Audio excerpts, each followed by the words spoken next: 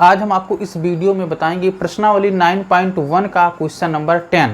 तो क्वेश्चन 10 है, एक 80 मीटर चौड़ी सड़क के दोनों ओर आमने सामने समान लंबाई के दो खंभे लगे हुए हैं। इन दोनों खंभों के बीच सड़क के एक बिंदु से खंभों के शिखर के उन्नयन कोण क्रमशः 60 डिग्री और 30 डिग्री हैं। खंभों की ऊंचाई और खंभों से बिंदु की दूरी ज्ञात कीजिए।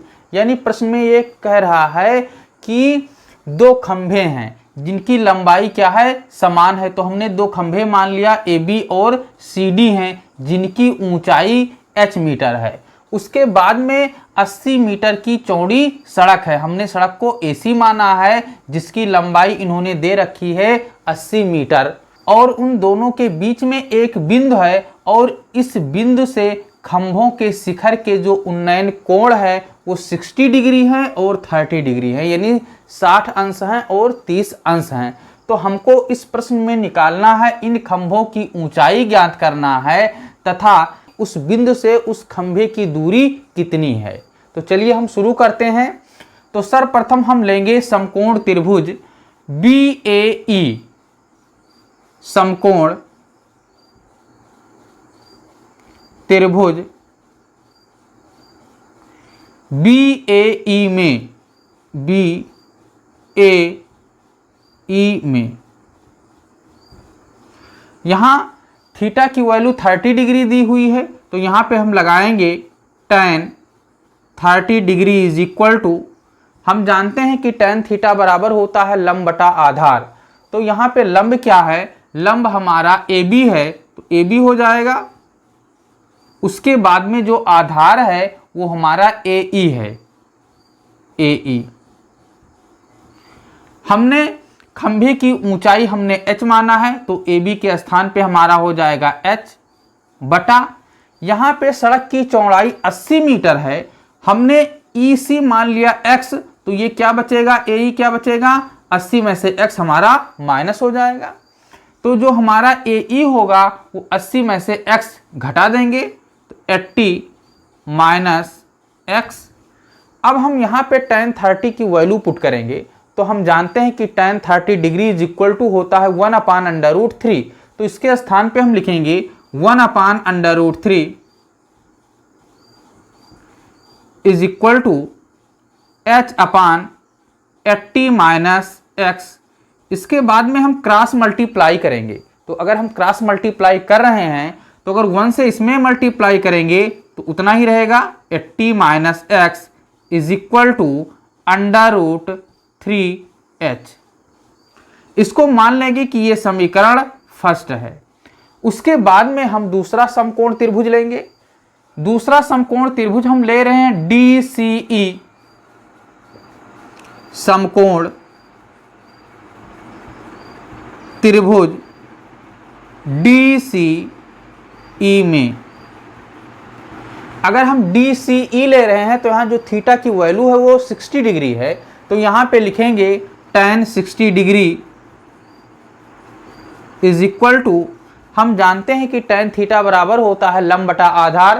तो यहाँ लंब क्या है, यहाँ लंब हमारा CD है और आधार क्या है, आधार हमारा EC है, EC हो जाएगा। CD के स्थान पे हम h पुट करेंगे बटा EC हमारा क्या है, EC हमारा x है। अब हम जानते हैं कि tan 60 डिग्री की जो वैल्यू होती है वो √3 होती है, इसलिए हम tan 60 डिग्री के स्थान पे √3 लिखेंगे। तो यहाँ पे लिखेंगे √3 इज इक्वल टू h/x।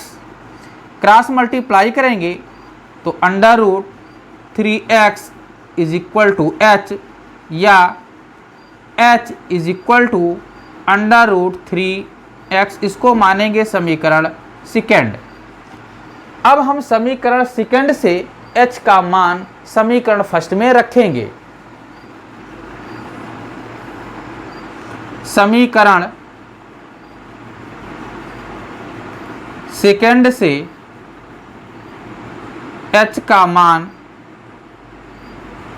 समीकरण फर्स्ट में रखने पर अब हम समीकरण फर्स्ट में h का मान रखेंगे, तो चूंकि h का मान है √3x, इसलिए यहाँ पे हम पुट करेंगे 80 minus x is equal to √3 into √3x। ये हो जाएगा 80 minus x is equal to √3, और √3 का जो मल्टीप्लाई होगा वो 3 हो जाएगा, अंडर रूट समाप्त हो जाएगा, इसलिए हम इसके स्थान पे लिखेंगे 3x। x को उधर ले जाएंगे तो प्लस हो जाएगा 3x प्लस x, ये हो जाएगा 80 इज इक्वल टू 4x।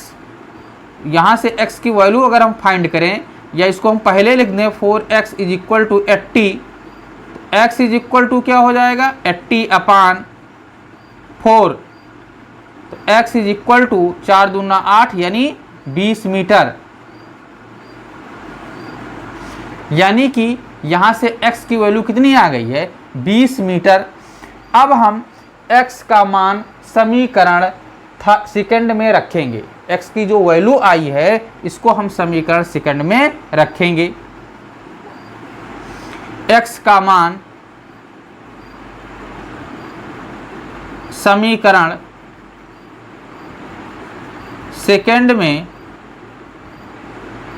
रखने पर, अगर हम समीकरण सेकंड में रखेंगे तो यहाँ से h का मान क्या होगा, तो h is equal to √3 into 20 metre, या इसको हम लिख सकते हैं h is equal to 20 √3 metre.